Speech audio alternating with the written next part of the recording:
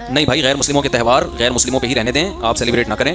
बहुत से लोग ये कहते हैं देखो मुसलमान हमारे त्यौहारों को हम तो मुसलमानों को ईद मुबारक कहते हैं, ईद के दिन मुसलमान हमारे त्यौहारों पे हमें क्यों नहीं मुबारकबादी देते। तो भाई आपके मज़हब में इसकी इजाज़त है कि दूसरों के मज़हब के जो त्यौहार होते हैं उनमें आप मुबारकबाद दें। हमारा मज़हब हमें इसकी इजाज़त नहीं देता। मज़हबी रसूमात में शिरकत की हमारा मज़हब इजाज़त नहीं देता, क्योंकि इस्लाम एक मुमताज़ मज़हब है। रहा ये मसला कि इससे तो ये इंसानियत के गोया खिलाफ वर्जी है। इंसानियत का भी तो एक रिश्ता है हमारा, हिंदुओं से ईसाइयों से इंसानियत का भी तो रिश्ता है ना। तो भाई हम उस रिश्ते को कट नहीं करने के कायल हैं, हम उस रिश्ते को जोड़ते हैं किसी और तरह से। हम उस रिश्ते को जोड़ने के कायल हैं कि भाई कोई हिंदू बीमार हो जाए तो बीमार पुरसी करें, गरीब हो पैसों की ज़रूरत हो तो उसको खिलाएं। हमारे नबी तो यहूदियों को भी हदिया भेजा करते थे, हालांकि इस्लाम दुश्मन थे। यहूदी तो उस ज़माने में तो बहुत इस्लाम दुश्मन थे। तो कोई हिंदू बीमार हो जाए बीमार पुरसी करें, तो हम अपने मज़हब के पाबंद हैं।